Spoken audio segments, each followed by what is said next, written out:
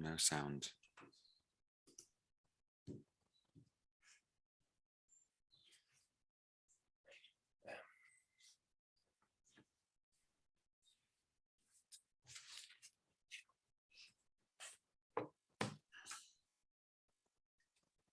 Yeah.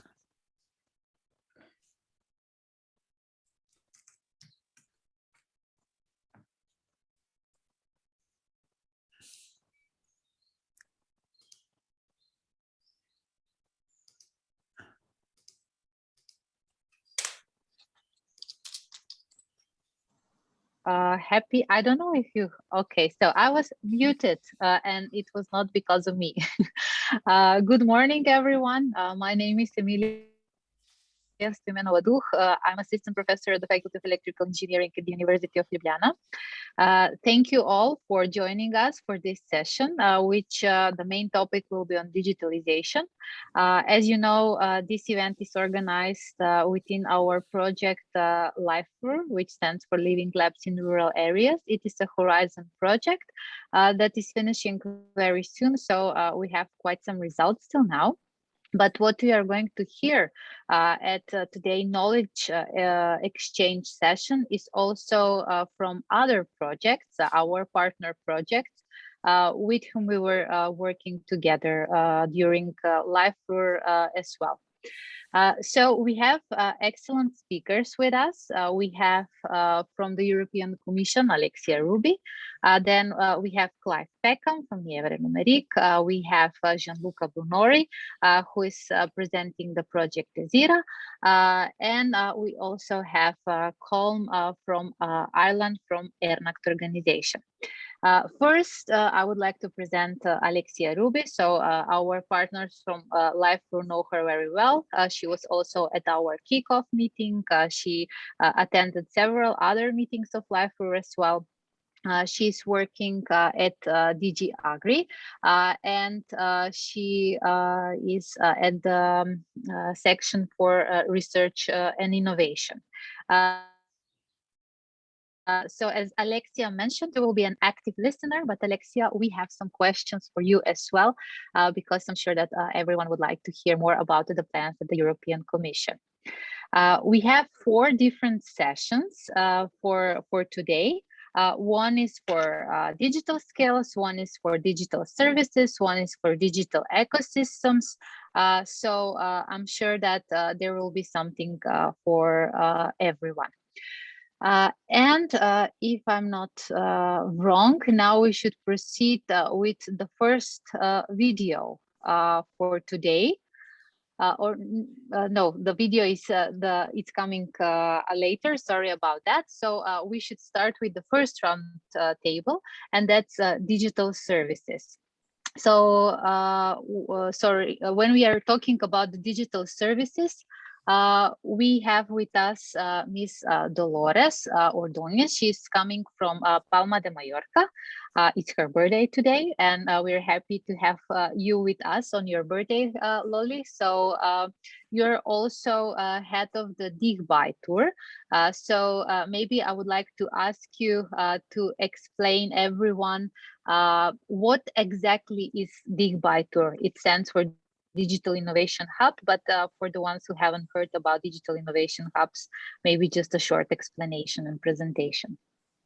So first of all, thank you so much, Emilija. It's always a pleasure to participate in your events, and thank you very much for congratulations. So, well, the Digital Innovation Hubs are tools that the European Commission put in place some years ago in order to boost innovation and the digital transformation of the territories and also the companies.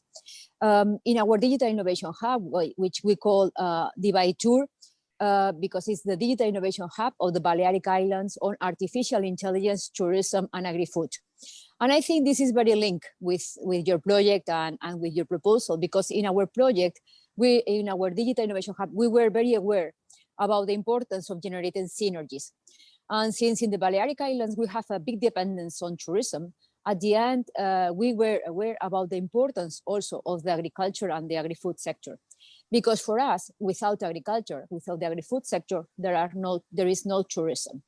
And why? Because they are the ones that are protecting and maintaining the landscape. And when tourists come to our island, they don't only want to enjoy our beaches, they also want to enjoy our culture, our tradition, our landscape. And the agri-food and agriculture are very important parts of that. So in our Digital Innovation Hub, what we are doing is to try to generate these synergies, but at the same time, to transfer the knowledge and the technological solutions and development that the tourism sector has already put in place to the agricultural sector, but also to other industrial sector of the Balearic Islands, because at the level of the Balearic Islands, we have only set up one Digital Innovation Hub. It's the only one in the region in which different entities, public and private entities, as the Chamber of Commerce, the university, the cluster of tourism, the government, and the agri-food cooperatives of the Balearic Islands are full members. And we are increasing the members of the Data Innovation Hub with the network of Fab Labs and other entities that are interesting for our Digital Innovation Hub. Thanks a lot for this excellent explanation. So you already mentioned several of the services you are offering, like providing synergies, knowledge exchange, networking among the different partners. But maybe if you can just give us very concrete. So what do you offer for the farmers that are involved in the agri-food or the agricultural sector? Or, for example, from the organizations from the tourism sector? So is it only the networking and the knowledge sharing, or is there something else as well? Yeah, there are much more, because on one side, what we make is to make some diagnosis in order to detect which are the needs of these companies. And for example, this year, we detected that for the farmers, the use of drones is fundamental. So during this year, we have organized a lot of training courses, not only to manage the drones, but also to explain how they can benefit for the use of drones to improve the agriculture, the precision agriculture, to gather data, to detect the illnesses and plagues of the trees and the vegetables, and also to start controlling and making some synergies with all the other data that is being gathered at a ground area. Also, we help them in starting to work in European projects. It's not always easy for them to start, but we already had 2 European projects in which we are involving all the agri-food sector. And then, of course, with this Fab Lab network, what we want is to put closer to the farmers all the technological developments. So what we are going to do now is that we detect an important need in the center of the island, in which there is more agriculture, that to create a kind of lab in which all the farmers can go there and to check what is a sensor, which kind of sensor there are, what can I do with this? And also, we are going to start in October to organize field visits, because it's so important to show and to train people, but also to show in real life environments how a sensor works, which is the information, and also to be in direct contact with the people that install these sensors, but also with the agro-food engineers that are using them, to tell them which has been the challenges, the problems, the cost, because it's something that always afraid very much to the farmers. And this is something that it's running very well, and it's thanks also to the support of the agri-food cooperatives. That is excellent, and we can really see a lot of synergies with what we're doing here in Slovenia. So what I really like is you were explaining us that most of the users of the services of our digital innovation hubs are in rural areas, but also many of them are farmers. So they're not so, if I may say so, digitally literate or digitally mature. You're working with sectors that are not digitally mature. So my last question for you is, what are the main challenges that you're facing? You already mentioned that they have had some problems with the European projects, but are there any other challenges? And because we have Alexia here, who wanted to be an active listener, what the European Commission can do, and also the government, what they can do to support your digital innovation hub? So one of the main challenges, I think, is to fight against the resistance of some people towards technology, digital solutions, and so on. Because in some cases, and this is something that we are now working in a European project, so the tradition is so important that sometimes you go there and you explain how a sensor works and all the information you are gathering and all the historical data, and they are explaining you, yes, my uncle or my grandfather used to do it this way, so I'm not going to change. And this is an important thing. Then because they don't know how it works, sometimes it's a problem to try to use the terminology that is easy for them to understand, which is the best use of the technology. And then sometimes many companies or digital companies come here to offer big solutions. And sometimes these very big solutions are not really adapted to the small needs of our farmers, because we are in an island. So we don't have very large fields in which we can use very big robots and all these kind of things. We need solutions adapted to the real needs of the farmers. And this is something in which we are trying to help them. So to explain which are the solutions that exist in the market, and then try also to generate these synergies or look for other farmers or vineyards that are using these technologies to organize the field visits in order they to understand how they can make the best of these technologies. Because if not, they are buying technologies that at the end, they are not really adapted to their needs. Thanks a lot. This was really useful. And this is why we are all the time, we're saying that we need digital innovation hubs that are working with rural areas because of that, because we need to develop solutions that are adapted to the rural areas. Lily, thank you a lot. I know that you have to run for your next talk in a few minutes. So if you can join us later, you're very welcome to, but we really appreciate you took this time and gave us excellent insights about your work at DigBy Tour. Thank you so much. I will move to Alexia now, and from what you have heard, maybe if you can explain us just what is DG Agri or the European Commission in general doing to support service delivery in rural areas. So we heard what are the needs there, and then what is the demand actually? Thank you for this opportunity to be with you today. I think LIVERUR is an important project for us. So on this, I think it echoes very much what we hear from a lot of people on the needs for support for rather small operators with less skills maybe in the beginning. So what we are doing is a number of things. So on the digital innovation hubs, we are working on favoring their development so that they can do exactly what Dolores was describing, to do this intermediation, identification of the solutions that could be available, present them, explain, also help with the cost efficiency analysis, because it's not necessarily because people don't understand that they don't take up things. It's because they need to be convinced that there is an interest for them that match the cost that they have to invest. So for that, you need a lot of discussions and people who are able to make this connection between the providers and the users, and not transferring solutions, ready-made solutions that are not adapted, but actually helping them. So we have support that is being prepared there. So there's been support from Horizon, from the Research and Innovation Framework Program on the development of digital innovation hubs. There support being prepared under the Digital Europe program.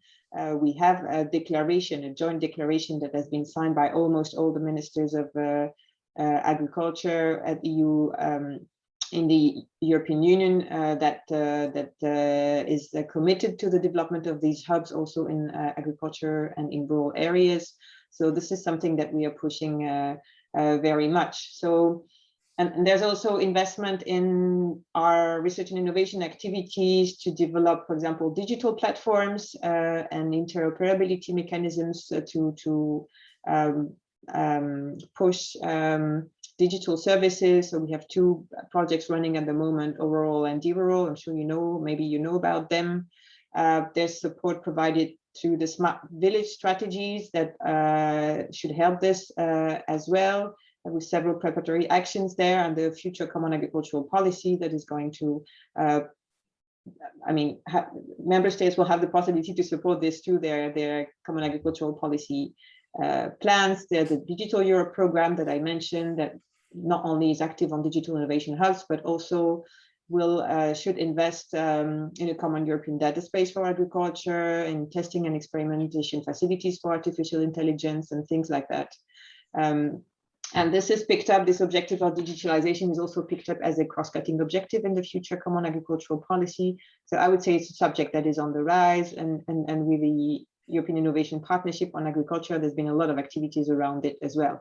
So it's really a package of actions across different programs. So it's not only DG Agri, it's really the European Commission, also the department in charge of digital policy, so DG Connect is also active and in partnership working on that.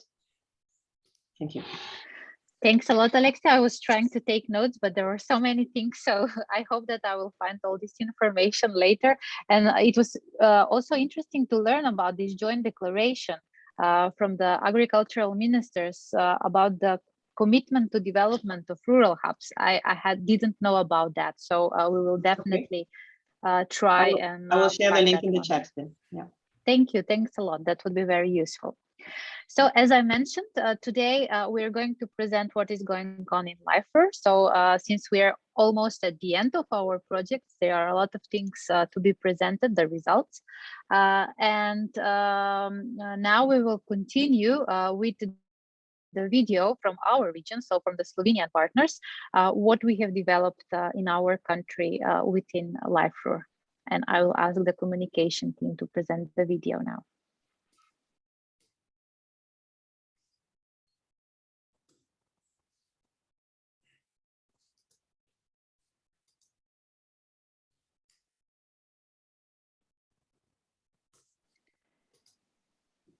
I don't know if it's only me, but I cannot hear. No one can hear communication team.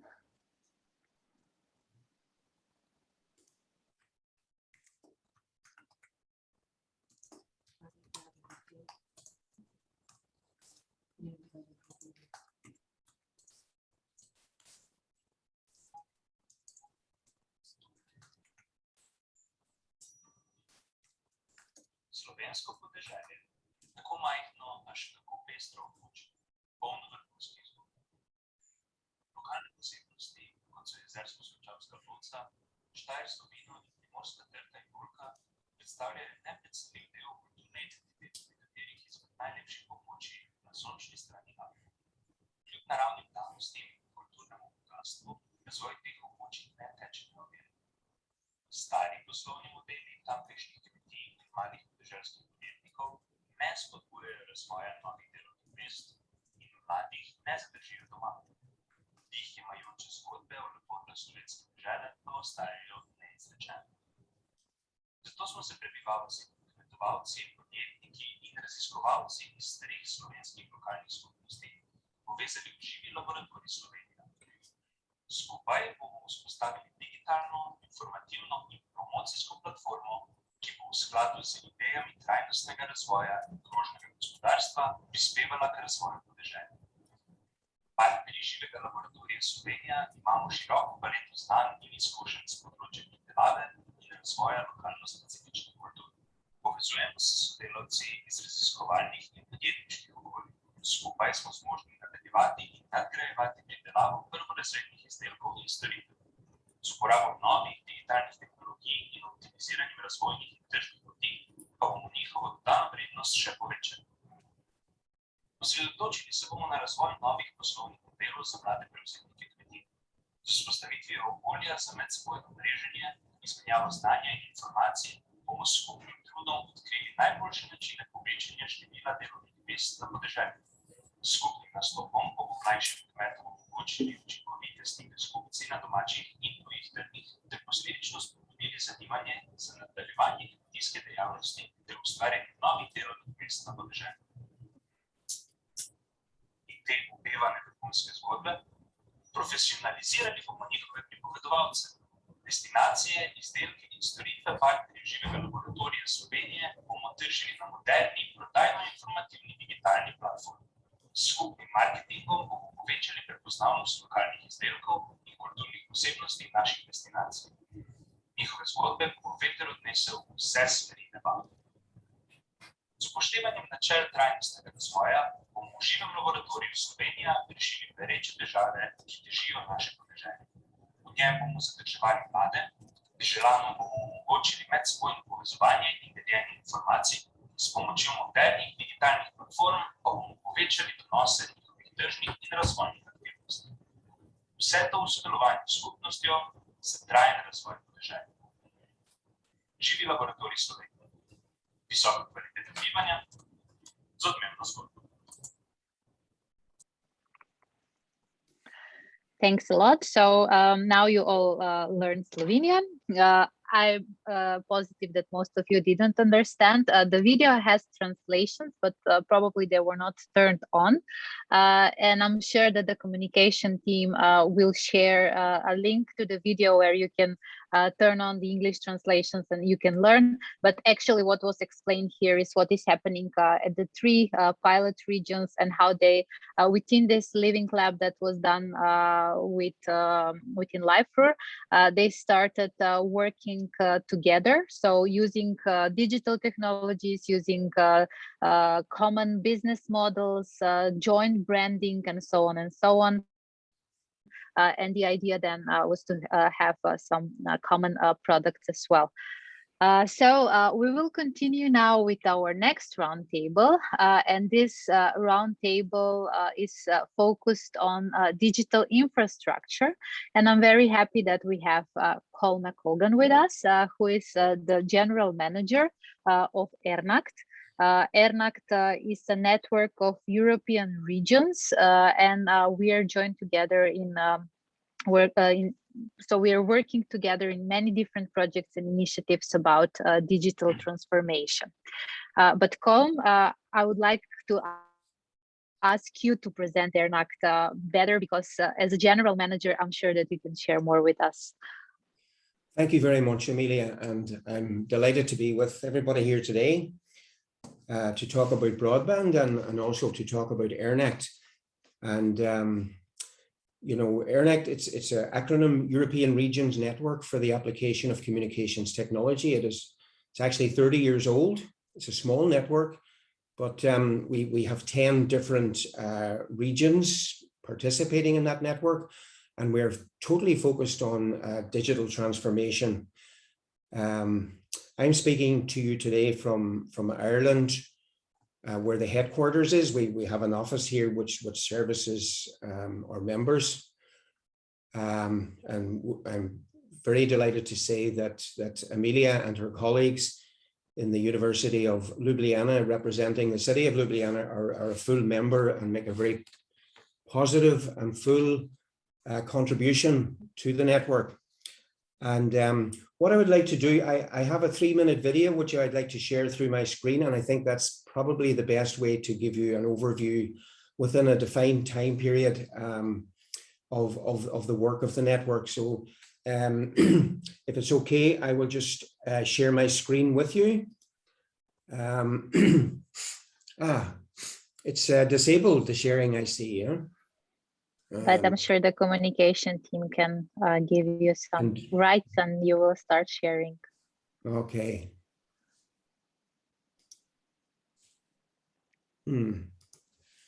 Okay.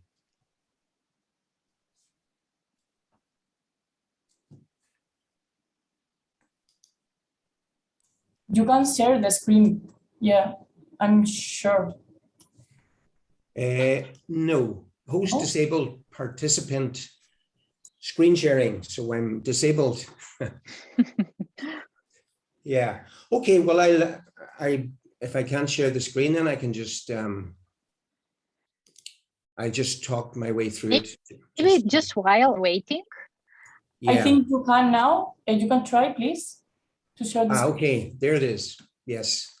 Okay.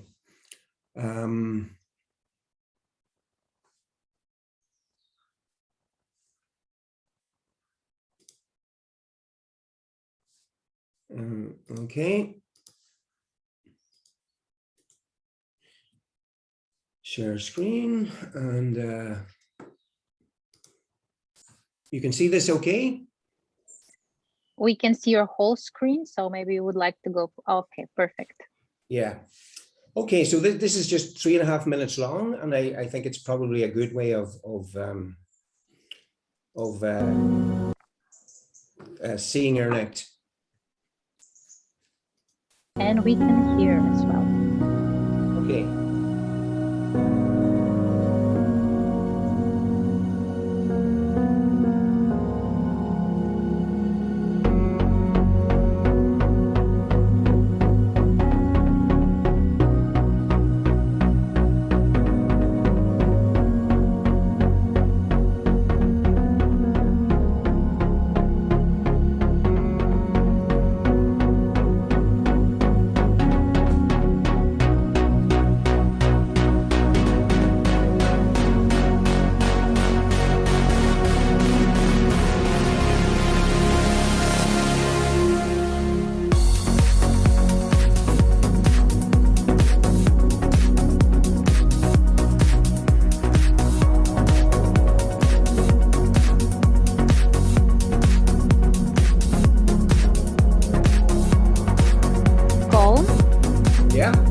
You're sharing your whole screen. We cannot see the video.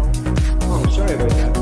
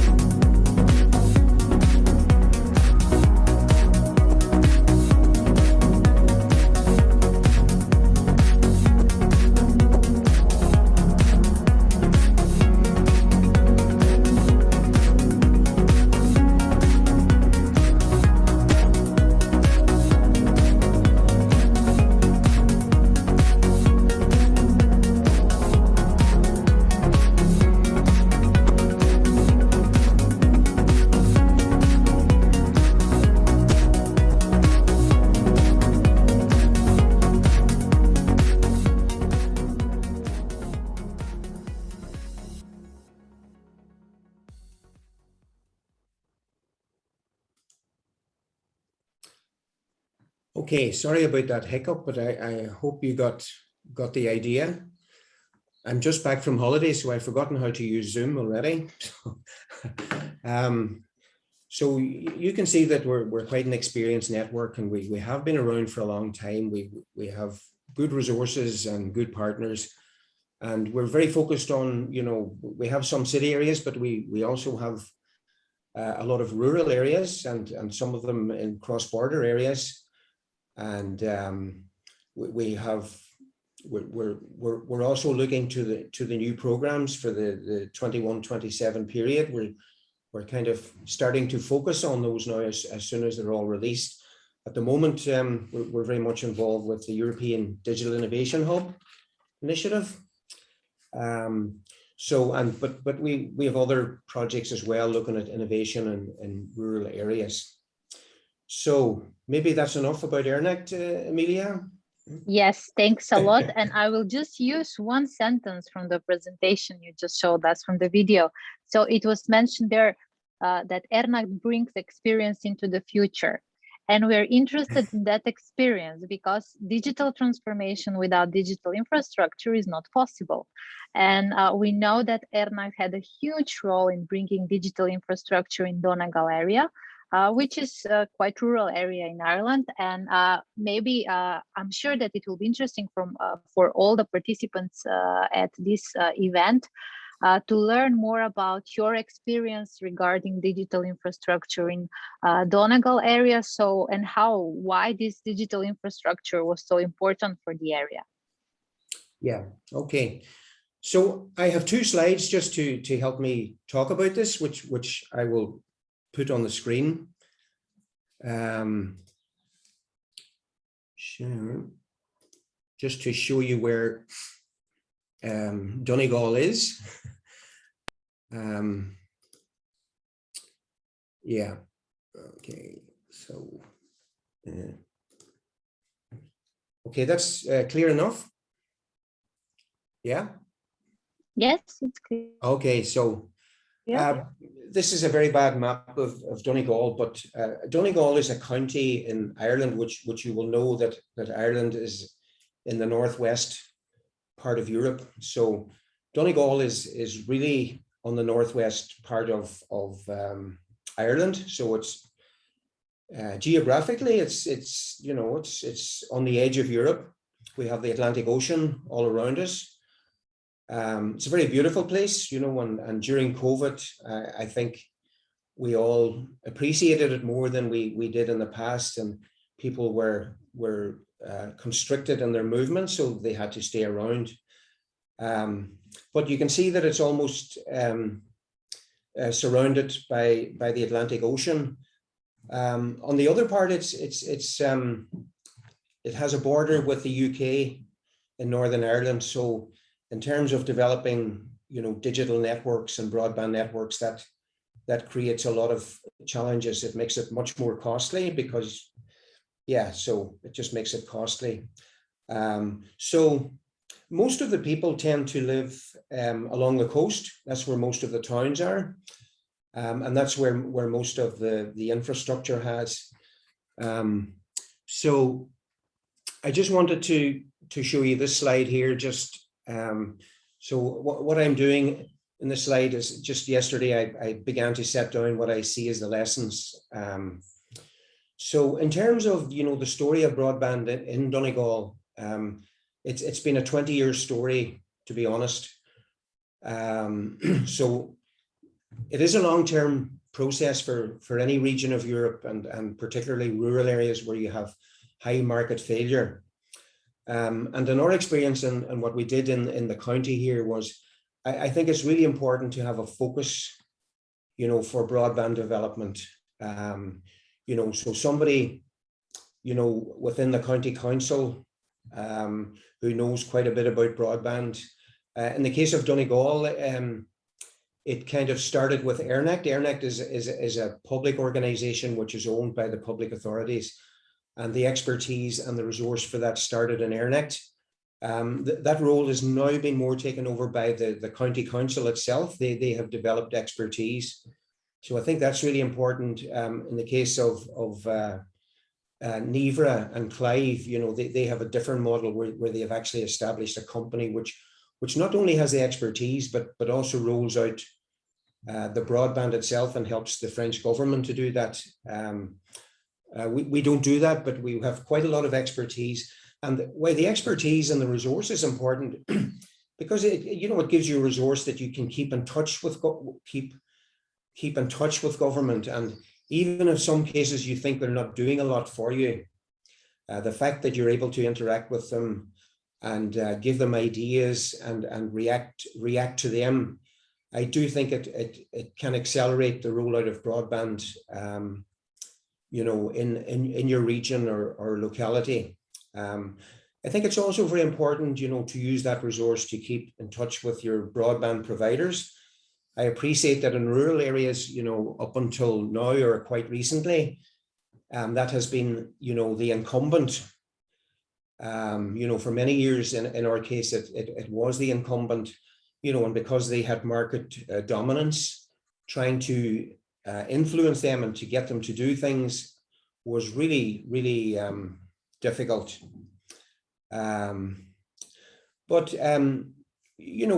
What we found is, for example, that if you had that resource and that expertise, you could give ideas to government, and sometimes maybe every 5 or 10 years they would listen to you.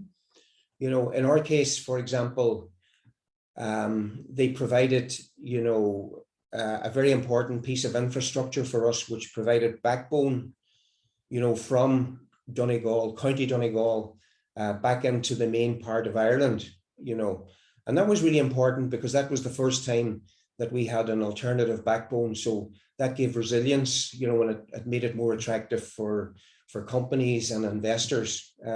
And that came because we just spoke to them, and they had the money at that particular time, and the right civil servants were in the capital in Dublin. So that was really good. You should try, if you have the money to invest in pilot projects.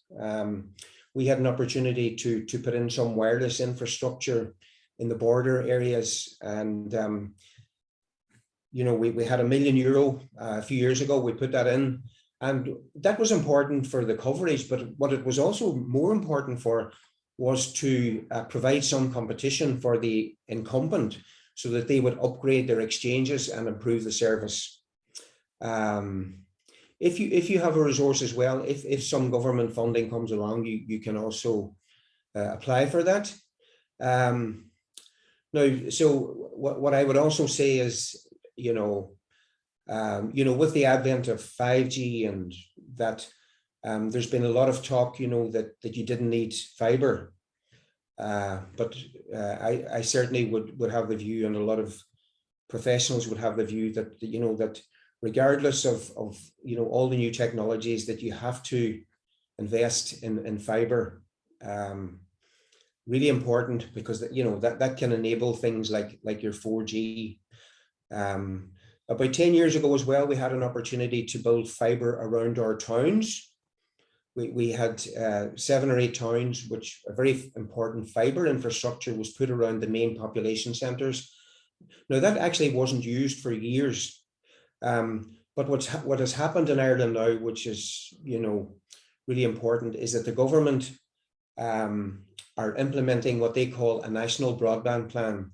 And that national broadband plan is covering the parts of Ireland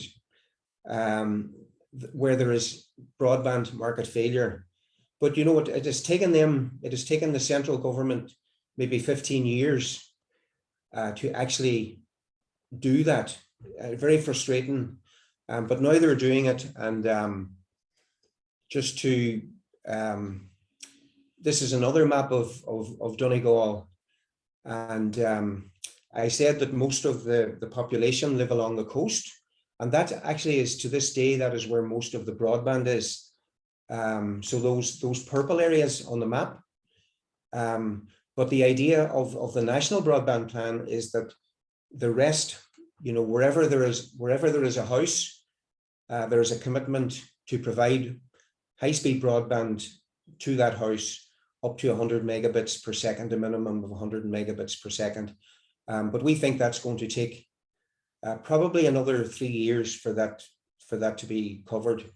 But you know, because we've had the high-speed broadband in the main population centres, then we really don't think it has too much adversely affected our economic development. Of course, we'll be delighted now in this post-COVID era, you know, where there's going to be a lot of home working and working from small communities, that this scheme will eventually come on stream.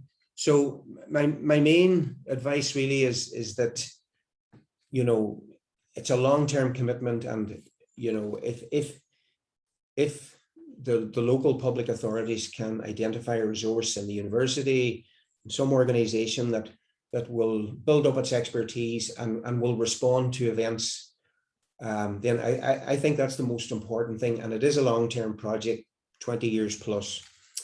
So Emilija, I hope that's okay for you. That was excellent. Thanks a lot. I took just 2 notes: long-term commitment and right civil servants in the capital. I think that's the most useful advice. So Alexia, maybe just if you have an overview of the digital gap in terms of infrastructure. We have several different gaps, but in terms of infrastructure, if you know, what are the countries or the member states in Europe that have the highest rural-urban digital gaps?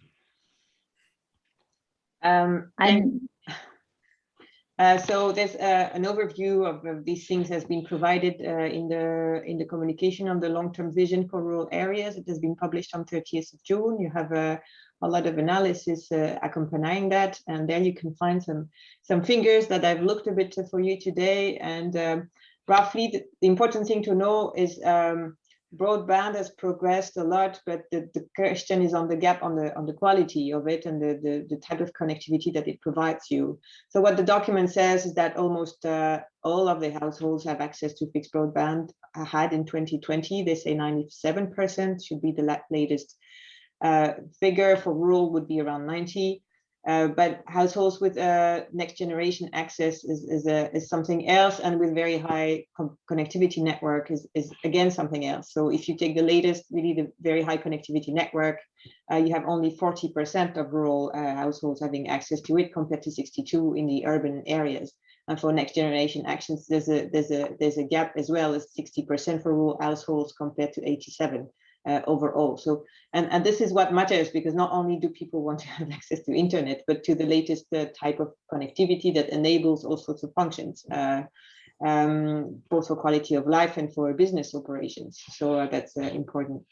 In terms of member states, it's an interesting way to ask the question, not where rural is better or worse, but what is the main gap? And it's not so easy to spot, but I would say we can see some very, very, very big gaps in, for example, countries like, I had listed them somewhere, but okay, if I take the graph, there, for example, I could see some very big gaps in Croatia, in Belgium, and even in France, in Bulgaria, in Slovakia, in Italy. So these are the countries where the distance between the type of connectivity you have in remote rural area, because remote and close to city is again something else, and urban areas is the biggest. And you have countries where it is lower, and I think Ireland is doing quite well in that respect in terms of gaps. At least it's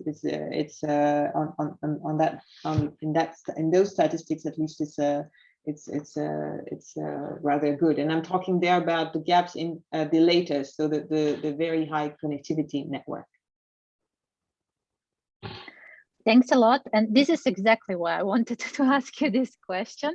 I know that Slovenia, for example, what you were mentioning, the coverage with broadband, it seems like we don't have any problems. But when it comes to the latest development, then you can see that the rural areas are really lagging behind. And I really hope that this COVID situation will somehow progress the development in the broadband networks and in all parts of the countries. And it is also interesting because you mentioned that the largest rural gaps are also in Italy and France, and we have Gianluca and Clive, they're both Italy and France, and then Colm and I are from Slovenia, where rural areas are somehow, we have different kind of issues there. So now, before we move to the next part, which is the digital skills, where there are also a lot of digital gaps present in Europe and in the member states, we will take a look at the video from the Austrian pilot region. So our partners from Austria are presenting what has been done within LIVERUR in their region.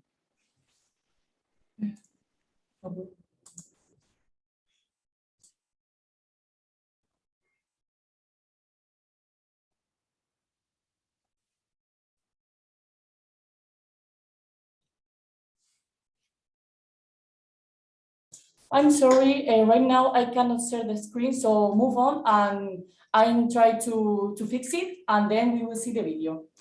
Thank you. Then we will just continue to digital skills, from digital infrastructure to digital skills, because if we don't have the skills and know how to use this digital infrastructure, then we haven't done the job. And today with us is also Clive Peckham. Clive, among other things, is coordinator of a Interact Europe funded project called Carpe Diem. He was coordinator of many other projects on digital transformation, and is coordinator of another one that was just recently funded from the Interact Europe program. So continuation of the Erudite project that was finished earlier this year. But Clive, maybe you can just present shortly. What is Carpe Diem about? Oh, we're virtually in a classroom. That's nice to see. What is Carpe Diem about, and what we are doing in that project when it comes to skills?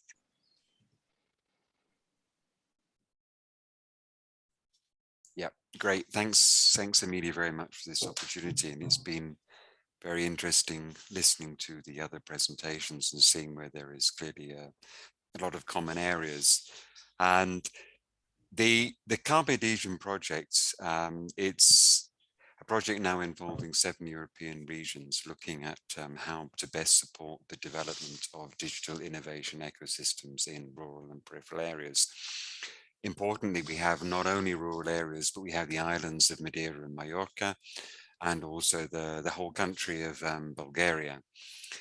And really, the issue here is where you have, I think it was very well put in the document that was produced about 2014 under the smart specialization, looking at actually the way that innovation is developing in rural Europe. And I think that the term used there was relating to the wide spread of resources. And I think this is something that sometimes, particularly people living more in urban areas, find very difficult to understand. When you're looking at digital, they say, well, digital, you're all connected. It doesn't matter where you are. But actually it does. It really does matter where you are.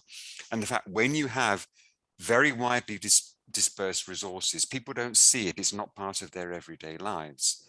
And I think really when you're looking at the issue of digital innovation within rural Europe, you have to look at how you bring people together, how you get them to work in partnership.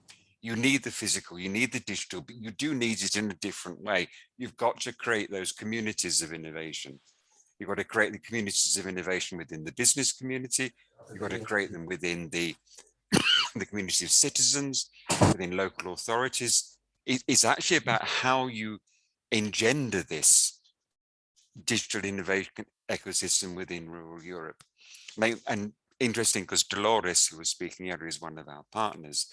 And I think really there, it's a far more active investing process that we need to take within our rural and peripheral regions. It doesn't just happen just like that, or if it does happen, it happens at a far slower rate, because it's almost like electricity, a spark. When you're nearer, a spark can happen more quickly and it happens more intensely. And you've got to create that situation, create those networks, really work together so that that distance is much shorter. So that spark that's created has the energy, and then is also able then to transmit that energy in forms of innovation more rapidly throughout the community.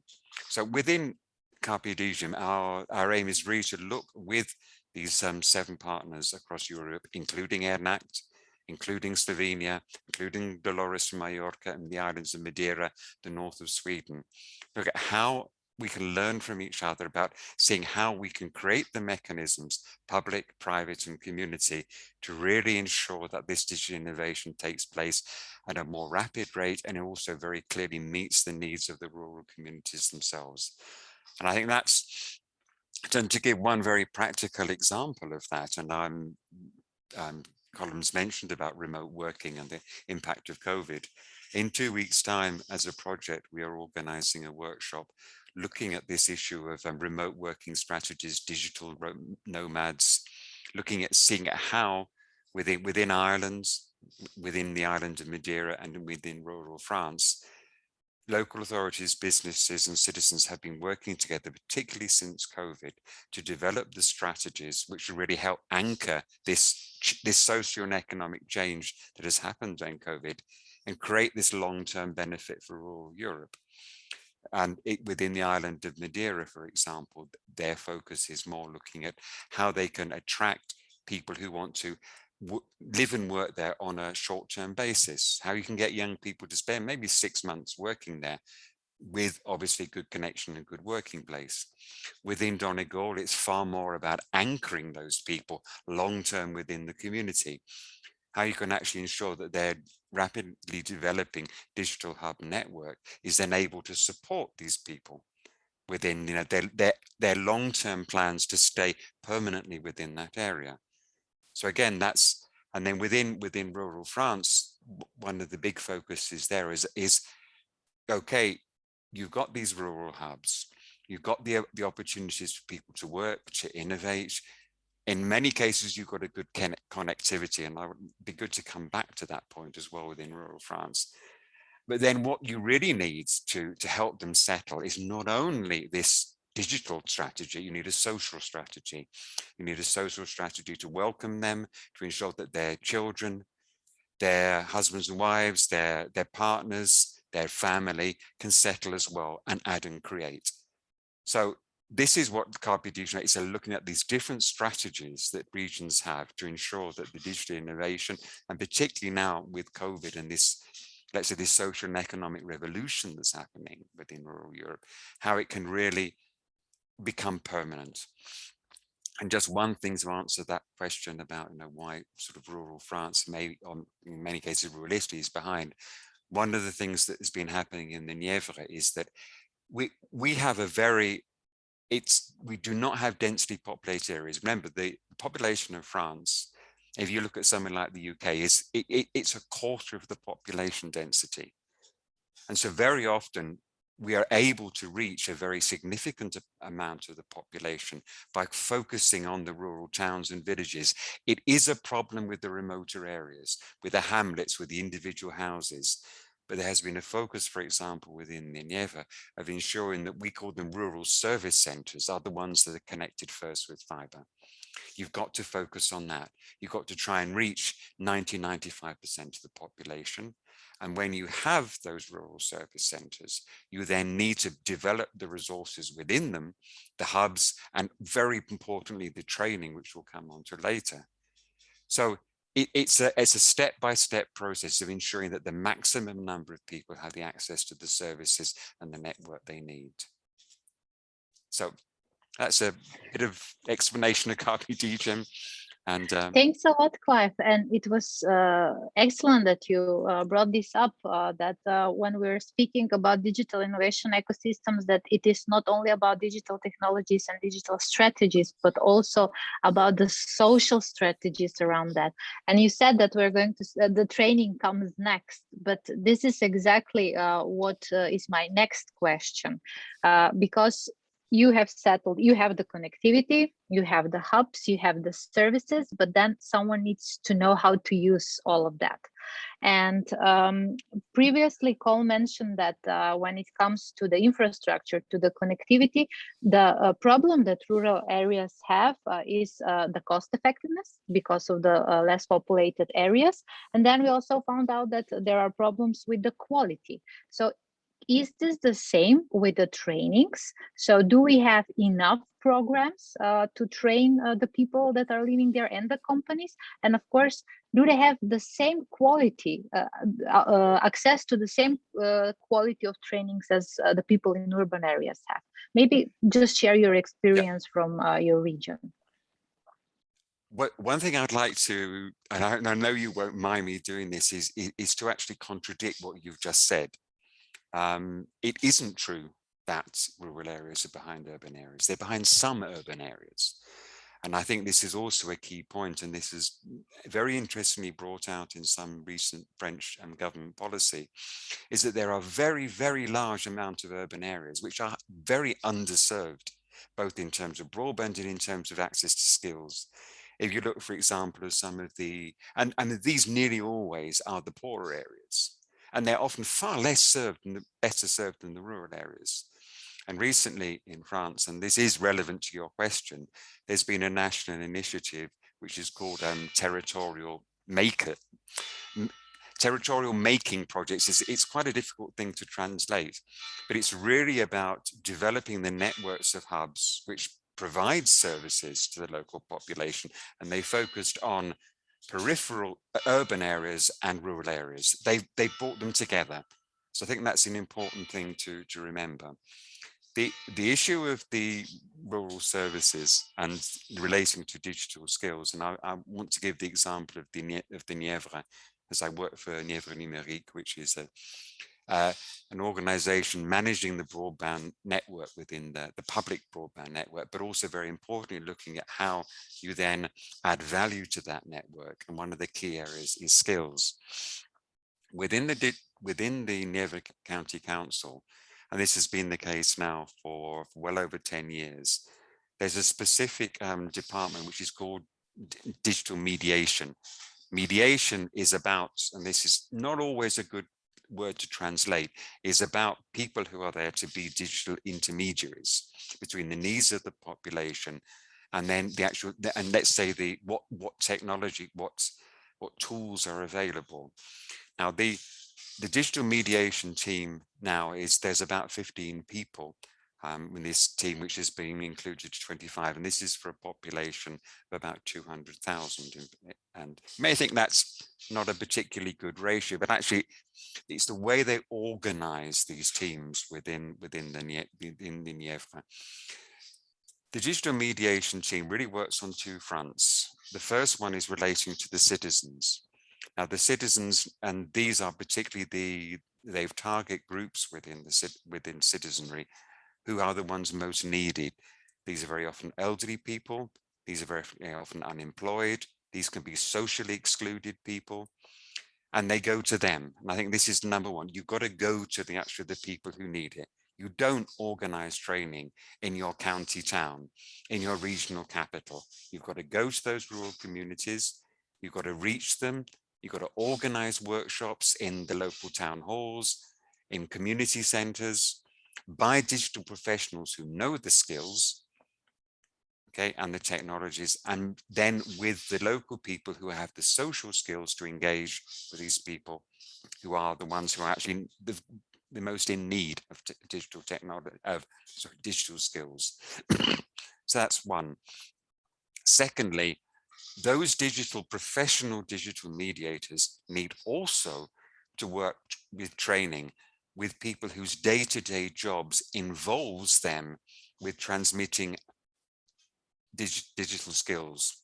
Now, what this is, let's just say, for example, you're looking at somebody who's working in housing. Now, they are people who are in day-to-day contact with people with needs. They may have some basic skills that they can then transmit to these, let's say, to the people who they're working with in social housing. So they need to get them to be able to use some very, very low-level digital skills. But all about this is about inclusion. It's about working with a professional team who can organize sort of workshops, events, working with organizations in day-to-day contact with people who need those skills. The team then helps provide those people with the skills they need to work with the local people. And then on the business side, it's working with business providers like the Chamber of Commerce, with individual businesses themselves, to help provide the tailor-made services that they need. And certainly within the Nieva one, a big focus of this has been on working with a network of fab labs, again, for a population of 200,000. There are now 6 in rural areas where there are specific courses organized by local business, but also for schools. There's setting up of this advisory program that again goes to the people within rural areas. And then just finally, there's the use of these hubs, these fab labs, and also some more multifunctional hubs, which include training facilities to actually transfer courses, meetings, advisory sessions within those hubs in those rural communities, again, so they can reach out to the rural communities. And I think fundamentally, you're creating this pool of expertise within the rural communities themselves. They're not teams going out from the regional capital or the local county town. They are teams based within that rural community. So that's kind of like a strategy which is happening in the Nieva. And I think one thing, a new term that they're using now locally is digital emancipation. It's more than inclusion, it's freeing people. And I think this is something that is really, really an important concept. You've got to, it's almost like a vote. It's such a fundamental skill now that if you don't include, people will not be emancipated from this. It's almost like reading. If you can't read, then you're excluded. And I think it's such a fundamental part of digital, not just the digital transformation of the County of Nieva, but of the social and economic transformation. It's the very basis of it. So this is why now there is this setting up of these services. Gosh, excuse me if you hear the bells. I work in a co-working center in a mountain village, and you hear them every day at this time. So there we are. That's the level that skills are important. And I don't know if there's any more questions. I would like to give an example, maybe after a few comments from you, of the way this is working at the moment. I'll go and shut the windows, just a minute. Okay, so because we're lagging behind the timing. I hope so that's Clive, a bit better. No, don't worry. It was not an issue at all. So at least I didn't have any problems with that. All right. So because we are now quite late, yeah, I would like to ask Alexia maybe just to for a feedback, or maybe I really like this idea of digital emancipation. I admit that this is the first time I heard it, and maybe I would like to hear from Alexia as well. So what do you think about what Clive was explaining about the digital skills and emancipation in the rural areas? No, thanks, Clive. Again, it's always fascinating to listen to you because you're really in the daily practice of this, and that's why I like to listen, to learn from the events. I like the word. I picked it up, and I think I will suggest it to a few colleagues there. Yeah, you know, or not, in the long-term vision for rural areas, one of the 4 main pillars is connected rural areas, and in there you have digital and physical, and within digital you have this proposal for a flagship on rural digital futures, where you find these different components, and skills are of course one of the 4 boosting competencies, knowing that in rural areas we start from already basic skills. So there is some possibilities for support to this, and there are different programs. I'm not going to enter into details, but this is there, but it's very interesting to listen how you depict the different layers that you need to put in place, and also that the training has to go to people and not the other way around, and it has to go physically, not digitally, because if you don't have the digital skills in the first place, well, you cannot e-learn this. You need to learn it from people that come to you. So it's quite interesting as a reflection on how to do this, and quite disconnected from the whole discussion on advanced digital skills that we also need to bring to the rural areas as well. And that's more under the Digital Europe program that this is discussed, but we need to have all the different layers covered. So very interesting, and I would have liked to hear the example, but our timekeeper is not going to agree, maybe. Yeah, I can do it in but 30 maybe Clive can shortly, yes, please. Literally just in very, very simply, when we've started now looking at the issue of short supply chains for local and sustainable food. And one of the key issues there has been that nearly all of the tools and nearly all of the training is geared up to very large scale. And if you're looking at actually at the issue here, we're looking at multiple actors at each level. You're looking at multiple actors from producers and suppliers, multiple actors when you're looking at the issue of logistics, and multiple actors when you're looking at the issue of retail and delivery. And it was actually looking at what skills you need and what tools you need to actually create a system which is has the highest added value to all of the constituents within that system. And this is a current project that we're working on, and it's a fascinating project to actually look at what is really needed to produce the type of food and agricultural system which is needed and required by those three key elements within the system. And we're having the first meetings very, very soon. But interestingly here, I think the balance is you need national players who are doing some very top level research, looking at interoperability of platforms, looking at the development of certain tools to help logistics.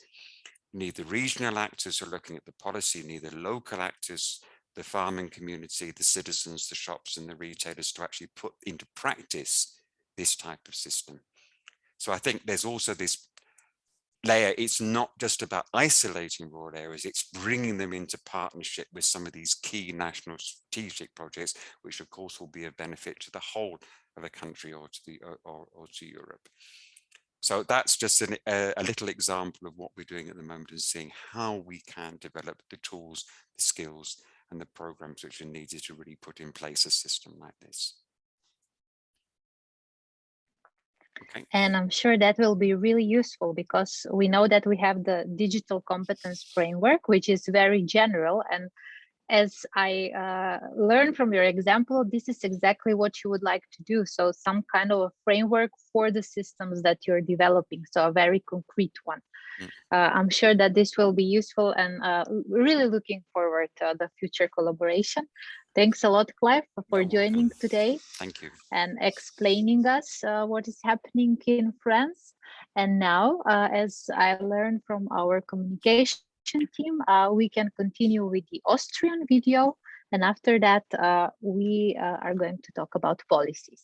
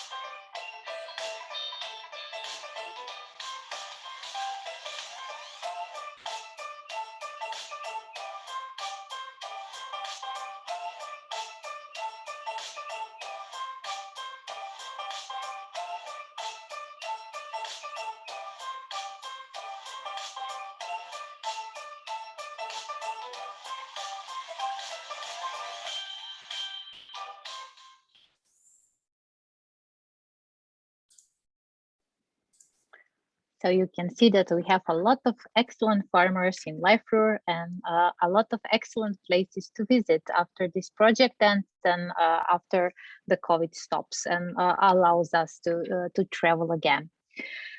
So now we're going to move to Gianluca.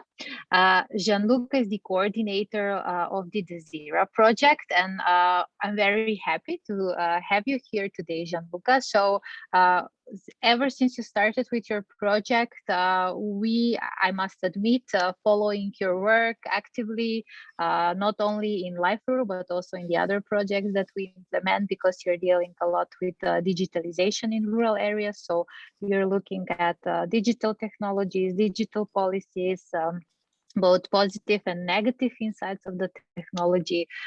So at the beginning, I would like to ask you to present a little bit what is DESIRA about, and then maybe to share with all of us your findings regarding socio-economic impacts of digital technologies and ICT-related innovation in rural areas. Thank you very much, Emilia. Can you hear me? I hope you very well. Very good, thank you. So thank you for inviting me. I think that the collaboration with LIVERUR and other projects in which you are involved are really an added value for DESIRA, especially because it covers the rural aspects, which is huge. I mean, DESIRA is a project that is focusing on the socio-economic impact of digitalization, but in rural areas, agriculture and forestry. So our work is even broader, and sometimes it's difficult to cover all the areas of this. But for this reason, we wanted to have an exploratory mandate to really look at what are the hot topics in the field. And we start from the hypothesis and our, let's say, convictions that digitalization is a socio-technical process. And it is very important, I think, because in some cases, when you talk with and you participated to project with engineers, they start very much talking about potential of technologies, the very specific functional details of the technologies or revolutions that may occur. But really, you have the feeling that they don't exactly have the perception of how this technology can be embedded in social processes. So we want to consider the digitalization as a socio-technical process that should be distinguished from digitization, which is a technical process of turning analogic into digital. And this is the starting point. And we want to look at how digitization affects people and affect relations between people. So we have adopted a participatory and action research approach with 20 living labs on the 3 application scenarios in agriculture, in rural and forestry. And as I told before, our first phase, because we are in the, let's say, middle of our project, we had really explored a lot of issues, starting from conceptual issues, because we didn't have a concept that captured this hybrid nature of this digital ecosystem. And so we have let's say, invented or used this concept of a socio-cyber physical system, in which the social part, the physical part, and the digital part are connected and interact with each other, because this is necessary to understand the range and the depth of the impacts and of the implications. And during this first part of the project, we have carried out an European-wide analysis on the impact of broadband. And we have seen that maybe it could be, let's say, guessed in ex ante, but actually the result is the broadband coverage is positively linked to economic growth. So this means that where there is broadband, there is economic growth, but this also in rural areas. So in areas of different levels of broadband, there are different, let's say, levels of economic growth. And this shows the importance of connectivity for all the other aspects.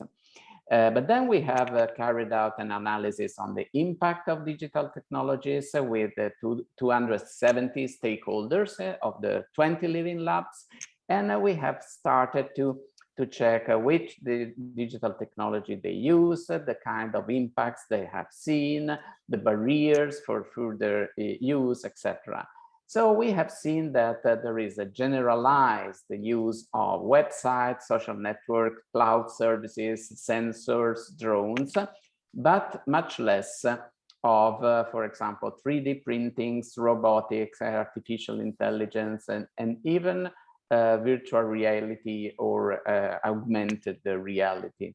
We have identified some areas of impact, of positive impact, for example, innovation, working condition, engagement, access to customers.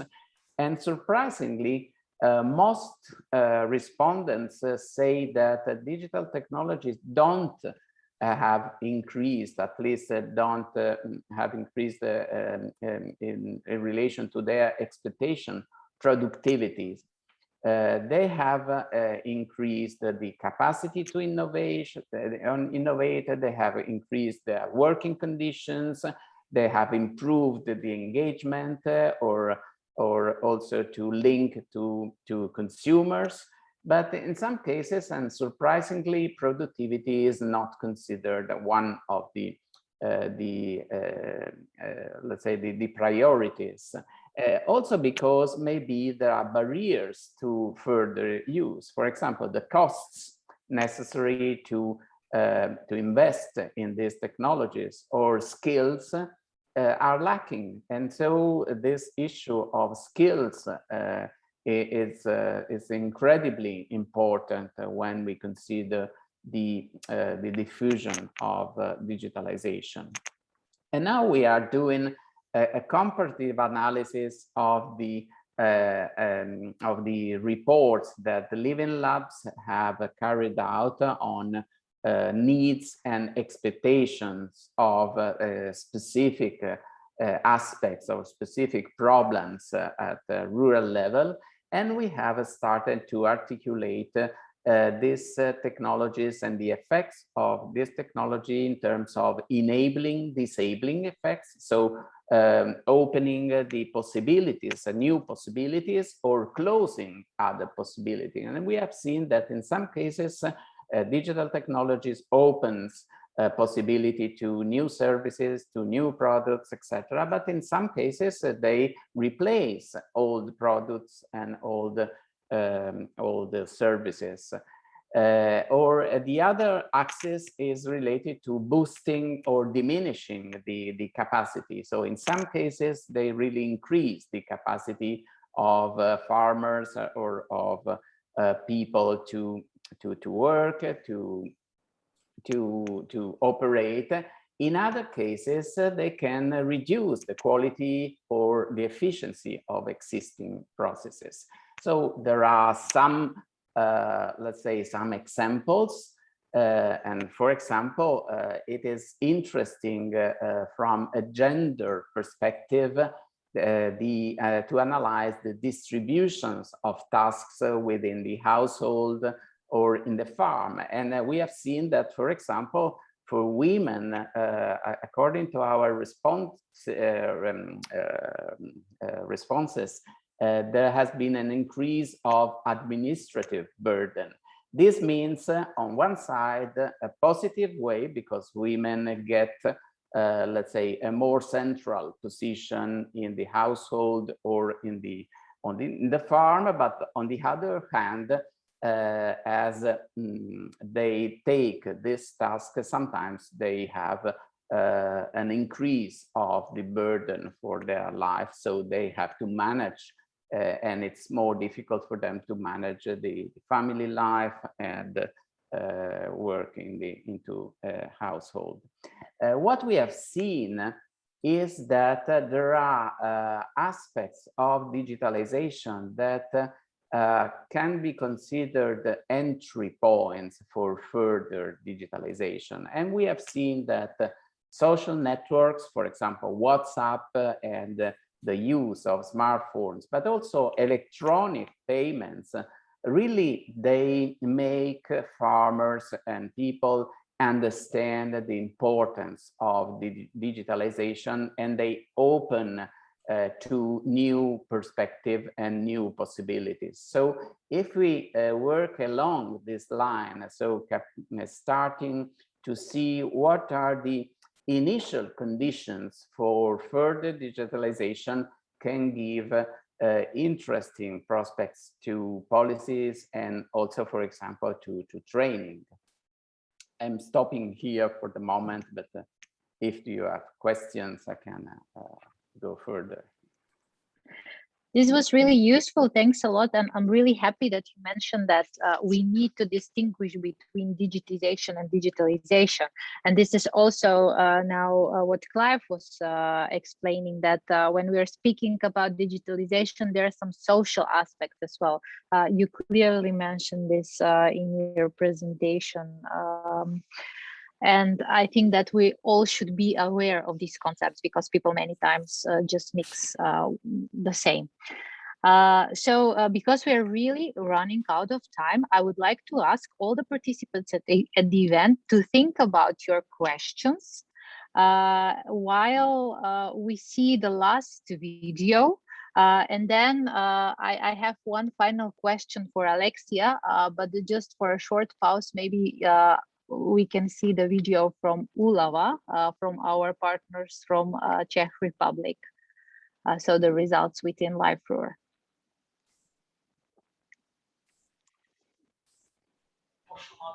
Nádherně plněná krajina mezi Plzní a zelenými plicemi Evropy Šumavou zůstává pro turisty tak trochu opomenuté.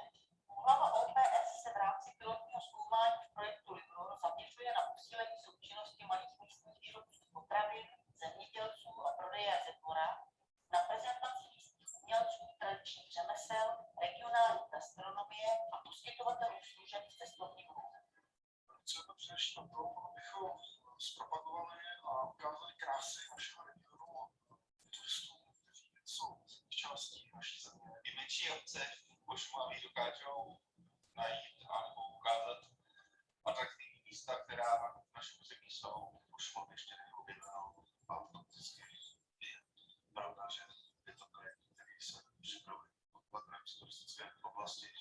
Neformální partnerství, takzvaná velká dvojka, Ulava, turistická oblast Šumavy a Šumavoprodu, soukromí podnikatele, spolky, obce, garanty udržitelnosti rozvoje spolupráce a podpory vzdělanosti a podnikání v území destinace. My jsme členem turistické oblasti nebo turistické destinace pro Šumavy, jako spolek Táchensko, obecný spolek se rozhodl vstoupit do turistické oblasti, protože vidí, že se může ukázat ten kraj nejen teda pro turisty, ale místním lidem. Zaměřujeme se například na cykloturisty, protože jsme v pilotu ve spolupráci s Wireless infopostupnická elektronická platforma regionální speciality. Na základě e-shopu s lokálně vyráběnými potravinami a vlastní dodávkou užitků zároveň nabízí informace o farmách a turisticky viditelných zajímavostech a místních. Cílem je dosáhnout cirkulárního modelu podnikání, kdy místní vyrábí pro místní a ostatní území. Všichni se navzájem podporují, motivují a zvyšuje se i příležitost zaměstnat zdejší lidi, je znám původ potravin a každý má skutečně možnost ochutnat, nasát a užít si po Šumavě.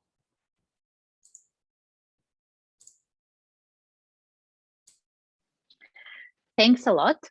First, I would like to ask the participants if you have any questions for our panelists.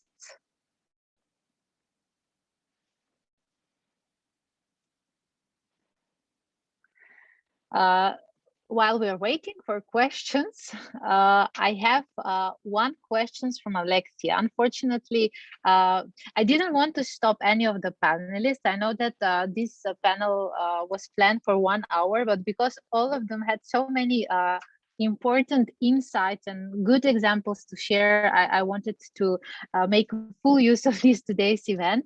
One of my questions was also for Gianluca to explain the recommendations that they did in the ZIRA, the policy recommendations. And I would like to ask him to just put the link in the chat because I know that you have prepared a special deliverable on that.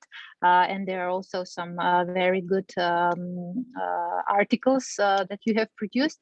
But my questions for Alexia is, we know that there are many policy recommendations. So the ones from the ZIRA I was just mentioning, we did some policy recommendations for smart rural development within the Smart Villages project. Then also in many Interact projects, we are producing action plans, which is also a kind of recommendations. We have the long-term vision that was just recently published. But what are the next steps? So we have a lot of different documents, strategies, visions, and so on and so on. And how we can move from what should be done to the most important questions, in my own opinion, and that's how, when, and who should do that. Okay, thanks. That's a hard question to answer in 1 minute. But I think you mentioned the long-term vision alongside the other things, but from our point of view, the long-term vision for rural areas is really a way to structure the process now, where we have tried to build a vision of the future by 2040 for rural areas, identify the main dimensions that are important. So for those who have not seen it yet, we have 4 main dimensions. So I said stronger, which is a lot about empowerment and social innovation and innovating with and for communities. The connected that I explained already. The resilient, which is both about environmental resilient and social resilient, and prosperous rural areas, which is about economic development. So this gives us a framework. We also have shared goals and a number of activities that are coming from there. And so this is really now a structure and a process that starts with the publication of the communication and will be rolled out, and in which all these recommendations and these inputs from the projects, they can find a home and be listened to and be channeled. I think that's a bit the idea. Already in the production of the documents that are with the vision, we use a number of recommendations and deliverables, including from the ZIRA. I hope you could find your messages or some of them in there. And as I said, with the focus today is on digital, under the connected pillar, we have a flagship called Rural Digital Futures with components on connectivity, on technology, on competence, and on measuring progress. Under the stronger pillar, we have a flagship on research and innovation by and for rural communities, where we are going to support social innovation and community-led innovation that can also contribute to digital transformation. And the vision also launched the creation of a rural pact, which is a process to bring together the different levels of governance and stakeholders around this project to put rural areas on the agenda and progress. And also an action plan with things that are mostly at EU level, but will bring these different efforts and targets together, and a rural observatory that should improve the collection and monitoring of data on the situation of rural communities at the final granularity. So this is really a new structure to bring, and from the Commission side is operated from all the departments together. So that's a bit new as well. And so it's good that every project and initiative sees how it can hook to it and connect to it and be part of this overall new ways to